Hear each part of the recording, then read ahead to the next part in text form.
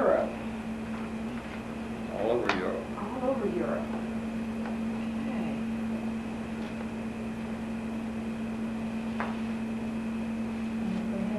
For the record, Mr. John Loveless. Basically, we're just, if you want to start somewhere on military service, so we have a few lists of questions here. If you want me to go ahead and just ask you some questions to get things started. That would be all right. Okay. Where and when did you serve, and what years, what branch of the service, and what areas did you serve in? Well, I was in the Coast Artillery, which the specific unit that I was in was the 131st AAA Gun Battalion, which was an anti-aircraft gun battalion. And we were equipped with 90mm guns and 50 caliber machine guns. And we trained here in Fort Bliss, Texas, from June of '43 up until it was sometime in, I think, May of '44. And then we went to Camp Shanks, New York, from our training. Well, we trained in the swamps of Louisiana, too. And then we went from there to Camp Shanks for waiting to go overseas. And went overseas on the Mauritania, British vessel, and landed in Liverpool, England. And then we were in a camp called Blackshore Moors outside of Liverpool for a matter of 3 or 4 weeks, something like that. And a group of us, a group of 4 of us, was sent down along the coast of England to run the baseline for the guns, to set up. We were going down to shoot buzz bombs down that they were raining on London. And by the time we got from one end of the area that was to be the emplacement for the guns, we were met by a group of officers and told us that our work was all in vain, that we were going on to Europe. And so we backed up and loaded up on an LST. And we were shipped out of Southampton, England in a convoy. We landed on the Utah Beach in France. And from there, we went on to France, and we went up to as far as Paris, and then we headed north up into Belgium. And we were in Belgium for, I don't remember how many weeks now. And then we were withdrawn from there to Luxembourg. You really did. Yeah. When the Supreme Headquarters for the Allied Expeditionary Force all got together in Luxembourg City to plan the final drive of the war. And I don't know how many troops they put around that city, but you couldn't have walked more than 3 or 4 feet without running into a soldier around the perimeter of the city of Luxembourg City, because all the generals from all the armies were in there, and I think they pulled the chaplains in with them too to explain the situation. And we were there for just a matter of a few days, and we pulled out of there, and then we went back up into Belgium, and from Belgium up into Holland. And we were stationed in Maastricht, Holland. Oh, I don't know how many months now, but we were there during the Battle of the Bulge. We were up on the north flank of the Battle of the Bulge during the winter time, and things pretty well bogged down because there wasn't a whole lot of fighting went on until they broke through there in Belgium. The Bulge extended back up, and they'd taken back some of the positions that the Americans had held. And at one point, we had all of our guns ready to be blown up. and I can't recall all those dates now, but Okay. somewhere in, I think it was in January of 45. And they told us that they'd try to give us a half an hour notice if they broke through any further. And then it was every man for himself. So we prepared for that and were ready to roll. But it didn't happen. So after that way, we pulled out of Maastricht, Holland, and went through Aachen, the first place that the American troops went into Germany. And from there on, we went in the north flank, the northern sector of all the fighting within the 9th Army. And we were there until the war ended. In Germany? In Germany, yes. Probably a good place to be, I guess. Yeah. Because the German people, if you're on the right side. Yeah, they treated us very royally. It was, I don't think I ran into anyone that had any animosity toward the Americans of the German civilian population, because many of them had been suppressed for so many years and subjected to many different things that it was really pathetic in many cases. And the devastation that went on with all the homes and the little villages where the people lived, because over there their farming was different than we experience it around here. Everyone lived in a village. They might own a piece of ground out 3 or 4 miles outside of town. So they went back and forth every day to work the ground and take care of the cattle and whatever they had, livestock. So everyone lived in a small village that was in the farm communities. And some of those were just totally destroyed. And of course the large cities, I was in Nuremberg after the war was over, just to look around, it was totaled. I mean, there wasn't a good piece of anything standing up there. And many of the beautiful buildings that had been in existence for hundreds of years was totally destroyed. And then after the war ended, I can't recall the name of the little town where we were in, but they sent us down south of where we were, and we were to guard 4,000 Russians that the Germans had in an encampment there.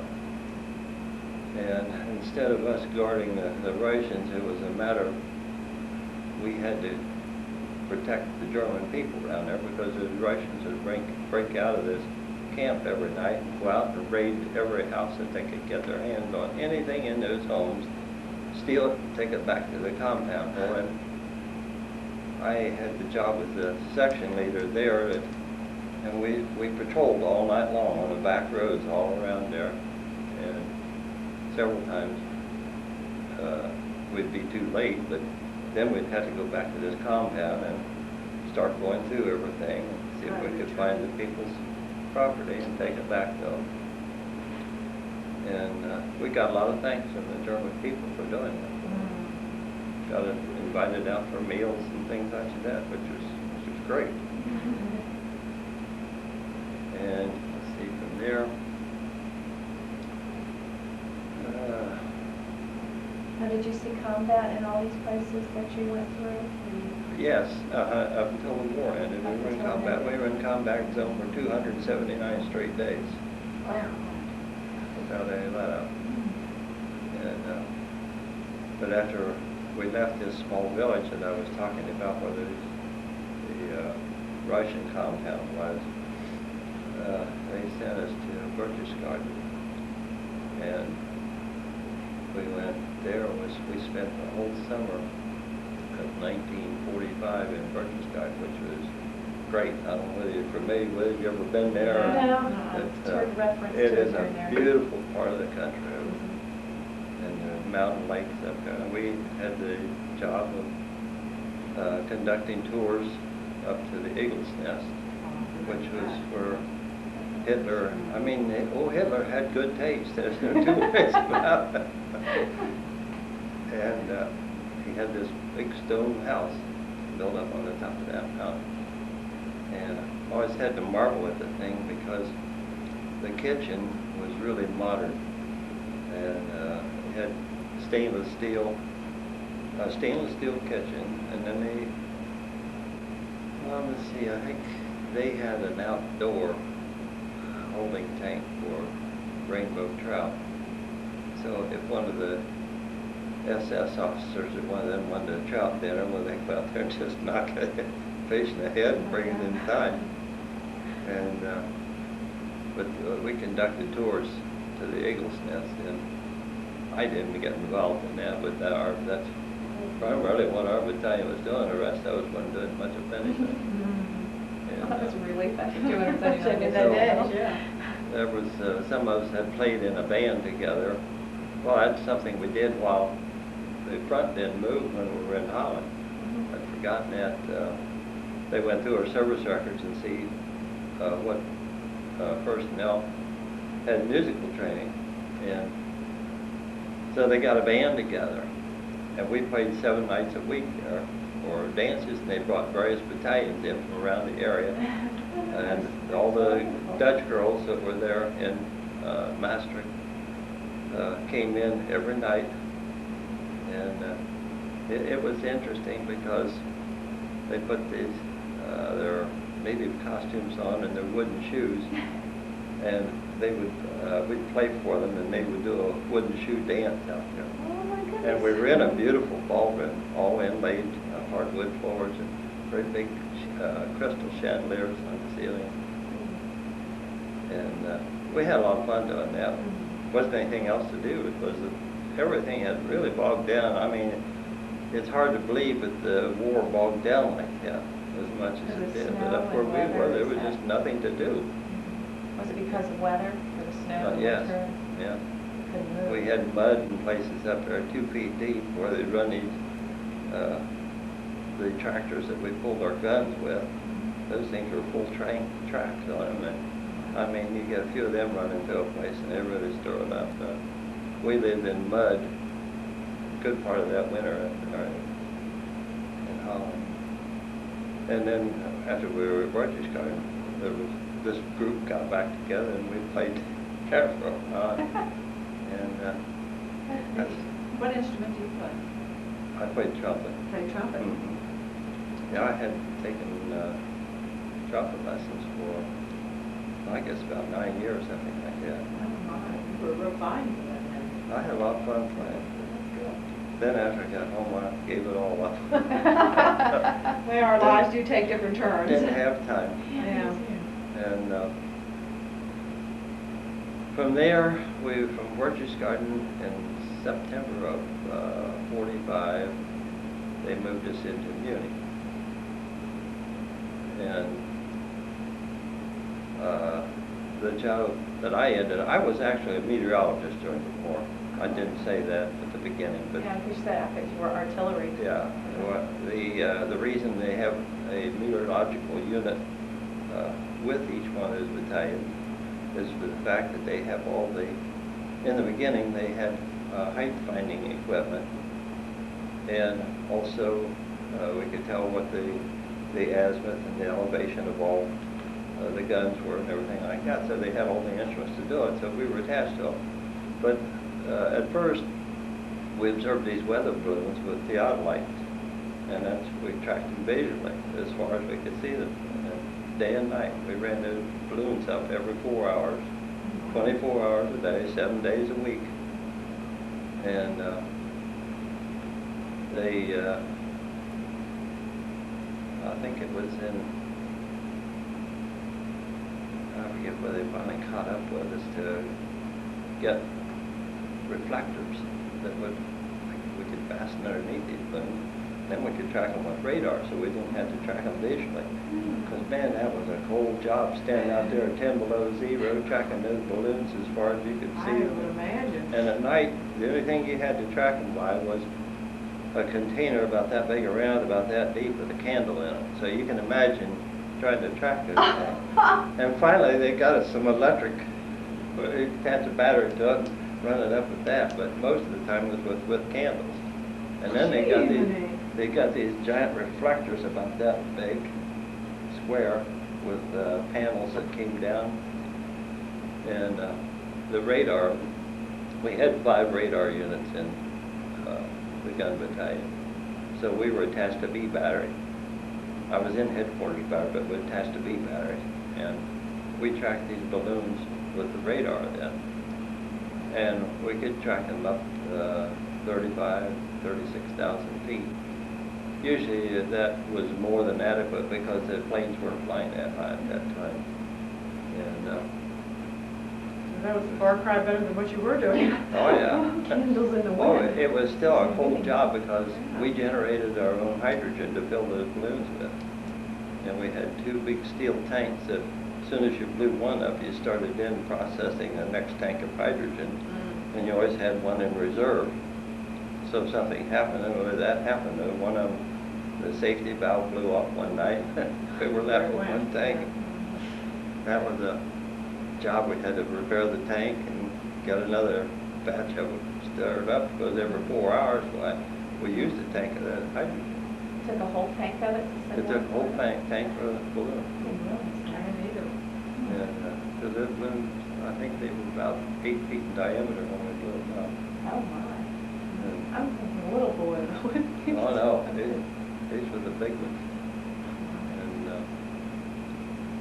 so that's primarily was my job. And then we took all the data that came from the radar because they could give us both the azimuth and elevation. We take that, and my job personally then was to convert all this ballistic data into ballistic data for the 3 branches of service that would use it, which was the coast artillery, the field artillery, and the Air Force. So we get all this data run every 4 hours, and we put it on the air then, and it would go out to the respective units that utilize it up. So when we moved pretty closely to the front all the time. We were just very few miles behind it because they wanted to keep things as current as they could up in the front. And so we were up there. Most of the time we were in contact. And we could hear it going on all the time while we were there. So that's how it went. In fact, I've had a couple of those weather balloons almost shot out of my hand. I just released it and hadn't hardly got above my head and zoom! And the helium didn't explode when the bullet hit us? Oh yeah, it would be a ball of fire, well, especially if it was a tracer. Now, if it was just a regular bullet, you didn't get the fire, but if it happened to hit it with a tracer or something, I guess the thing would explode. And you'd have a great big ball of fire up there as well. Oh my. And then when we got into, after that we went into Munich, and we stayed there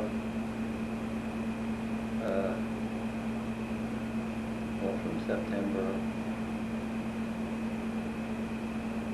I guess it was there until I was sent to an embarkation center to come home. And they rotated you on the number of points that you had to, that's the way they sent you home. And the job that I had in Munich, I was a commander of a half-track, and we had 450 caliber machine guns mounted on there, and our job was primarily riot control. And that's what we did. We cruised around that half-track part of the time. More fun. But it stopped riots, I'll tell you. All you had to do is swing those 450 caliber machine guns around and tell them we were going to fire them, but then break it up. Well, because I want a gun turret on a Hummer. There you go. That'll do it.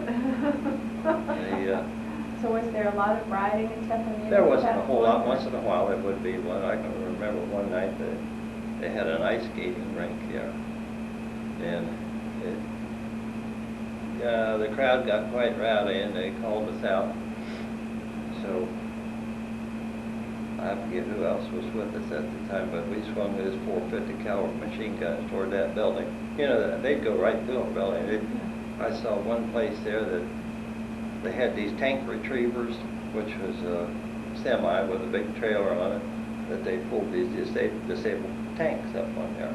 Well, they went down one of these little narrow streets, and they couldn't turn. And there wasn't any place to go with it, so they called up, and they wanted 450 cal machine guns to come up there, and there was a brick wall. The street wasn't much wider than from this table to that wall. Or you can imagine trying to turn one of those big semis with that tank in the back. They got that 50 cal machine gun there and just mowed that brick wall down like it wasn't anything there. And they tore out enough that that fella could swing out in there and bring that thing down. Oh my God. That's not the guy with you, not just blow the Blow blow the down. building up, yeah. One way to do it. That's beautiful. But that's primarily what we did there in Munich. And then, of course, another thing that happened there, the war was still going on in South Pacific. And they told us that we were going back in training, that we were going to the South Pacific. Because we had the top Quite a change from where you were. We had the top anti-aircraft gun on the continent over there. We had it was the highest rated anti-aircraft battalion over there. So wherever things were a little ticklish, so that's what they had us doing. And that's primarily what You happened. didn't have to go, I'm assuming. No, we started getting things out of mothballs, taking the instruments out and everything else, get the note back in working order, and go back in training, and boy, the morale just hit bottom then. So how long were you in the service total? Not quite 3 years. It was from February of 43 till, no, I think about May of 43 to February of 46. So were you drafted or did you enlist? Well, I was drafted, and I would have enlisted, but the reason I was drafted, I took a series of tests. I think it was in about January that year, because they had taken some of the seniors out of the class and taken one in. But if you were in the higher rank in the class, they'd let you graduate. And I was set up to go into what they call an ASTP program, Armor Specialized Training Program. And I kept fighting for that all the time, but these officers we had, they just kept ignoring it, and I never did get to go to school. What it was a college education. Yeah. Oh. And what I wanted to do was to go into medicine, but I couldn't get it. And I don't know why. Well, I do know why too. These officers we had were, I won't go into that. I used to, I'd send my letters home. My folks would write back to them, why don't you write us something that we can read, because it's all cut to pieces. You know, they censored all the mail. Oh, really? And I told them just what I thought of them. I didn't care whether they liked that. Because they couldn't do anything to us. Yeah. So I had a good time doing that.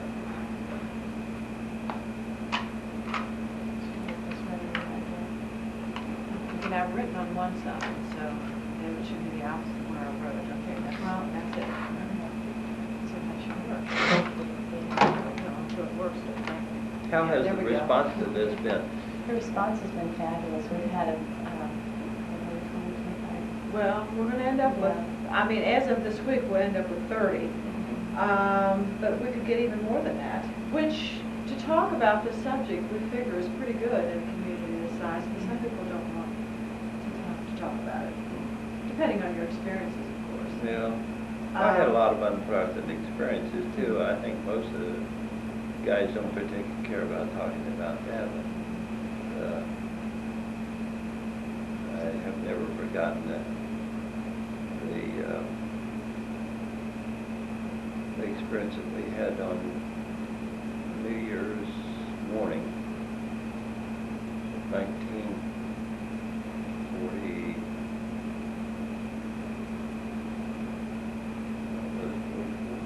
It must have been 44. We were in Maastricht, Holland, and they bombed us that night. We were in an older school, Catholic school there, and that they had assigned to us. And at 2:45 in the morning, I was blown, about that high, up against the wall. Oh my. And all the windows came in, and there was 23 killed, just about 75 yards from where I was. And you have experiences like that Marks you for life. yeah. So I can understand why a lot of them don't want to talk about it.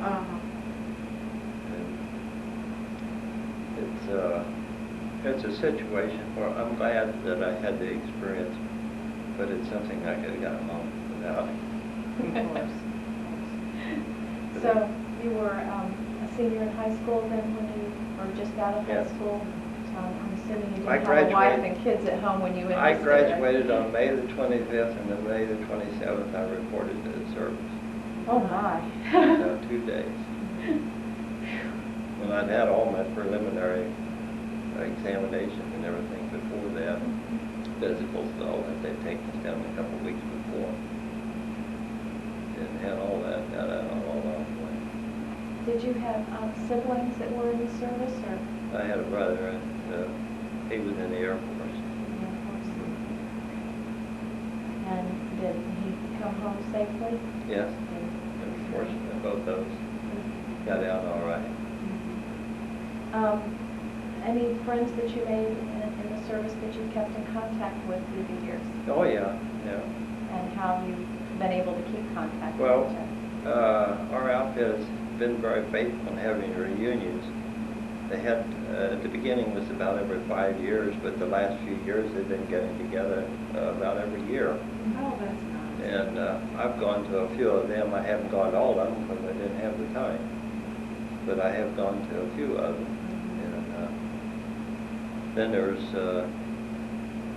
about 4 or 5 that I keep in contact with all the time. A fellow lives out in Salt Lake City, and one in West Virginia, and some from around here. I know you travel a lot. Do you travel out to see them? Any? I have some, yeah. That's good. Yeah. So did you continue being a meteorologist out of the service, or did No. your career path take you a different place? No, when I got out of the service and I went to college, I started out in pre-med. And the year that I could have possibly gotten, the earliest I could have gotten into medical school, there was already 2,000 applicants with degrees waiting for that year. So I switched over into pharmacy and been a pharmacist all those years. And the pharmacy here in town until, what, how many years ago? Going on 18 years. Is it?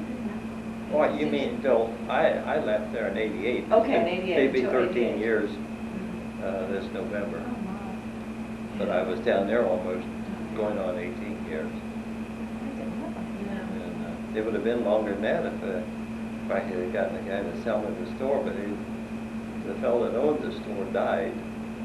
And were you around there then, when Weimer Drake was there? Okay, well, you know, his son Bill took it over. And I tried to get it. He called me up. He wanted me to come up and manage the store for him because he wasn't a pharmacist. So I told him at that time there wasn't enough business there for 2 families. And I had 2 children at the time, and I didn't want anything to do with it. But finally, an attorney in Lebanon called me one day. He said, "We're closing that fellow up there." And he said, "Wonder if you'd be interested in buying it?" And I said, "Yeah, still am." So I bought the store and worked myself to death down there for a while. Yes, you did. You were an important part of the community. It was a matter of trying to gain the confidence of the people around here because that store had been in such deplorable condition when I bought it that people had no confidence in anybody or anything to do with it. Well, kind of finishing up, if you could say one positive thing that came out of your military experience, what would it be? Out of the military experience? Well, like I said, it was a good experience when you look at it in one respect. And I think it makes you appreciate life a little more than some people do, and the value that people should have for each other. And if there was a negative, what would that be? No, some of the individuals that you had to deal with in there. Yeah. As I said, when I sent letters to them, they were so cut up, because I didn't mince any words about what I thought of some of them. And they cut. That's funny. Well, they couldn't do anything to you, see? Yeah, right. Because that was private mail, and that was their job to You got your two to cents. send. So we didn't divulge where we were. They never knew where we were, and it was kind of funny. Because I could get back at them one way or another. Okay, you two Of course, cents. I didn't hesitate to tell them right to their face. That's the reason I stayed at Buck Private so long.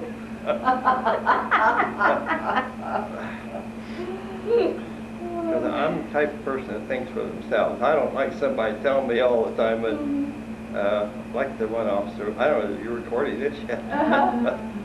We had one officer. He made the statement. He says, "You don't do as I do. You do as I say."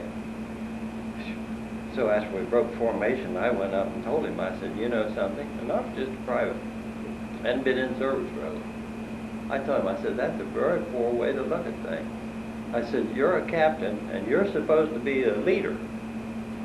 Can you imagine this? And I love to see this. I said, to me, that's not being a leader when you stand there and tell us you have to do as I say and not as I do, because his I do was to do as little as possible and send everybody else out to do all the dirty work. So I let him know how I felt. I didn't care. Well, I tried to transfer out of the outfit. It was so rank. I don't know. I shouldn't say that, I guess. But I passed the physical and the mental examination to go in as a flying cadet. I got disgusted with him one Saturday afternoon. I was going past the recruiting office, and I stopped in and asked him. I said, "What do I have to do to transfer out of the Army into the Air Force?" Girl threw the book down, and she says, "You see anything on that page?" And there was a colorblind test. And I told her, yeah. I told her what was on there. She said, "That's bad. You passed the first test." So then they set it up, and the ball started rolling, and I went down, and I took my examination. In fact, I ran across that paper the other day. I made a 267 out of 289 possible on the test. Wow. And so I got my orders to come down for physical exam. Well, I passed all that. I was just waiting for them to transfer me. And the day before I got my transfer from the Army into the Air Force, we got orders from the AAATC headquarters in Richmond, Virginia, to control the anti-aircraft, that there would be no more transfers from the ground force into the Air Force. One day. One day. The next day I got my orders from the Air Force. If it had just been the other way around. Oh. Oh, that one day, that's... So I was stuck with it. And I had very little respect for most of them. I've said that for years, and I'll say it again, because I didn't have one. There was 2 or 3 of the officers in there that I had very high respect for. But from the top echelon on, it had to come down a few steps before I had any respect for the men that were leading. Their commanding officer was from Cincinnati. And I had very little respect for him. He almost got us all killed one night, and it was because he and some others were drunk and Oh, that's... partying, and they knocked the lights out, or the blackout shades off of the building we were in and had lights on in there. It just looked like a searchlight going out through there. I was on guard that night. That was at Holland. And I told him, I said, either get that thing back up or I'm going to shoot all the lights out. So They did. they turned them out. Well, we'll finish up then. Since this is going to be archived and be in historical record in our genealogy room, is there any statement that you'd like to say that maybe you've never had the opportunity to say before that you'd like to be a matter of historic record about your experiences Not there? that I know of. Okay. I think I've said probably too much. That's it. Well, we sure thank you. Mhm. It's very interesting. You Part of you the said you argument. wanted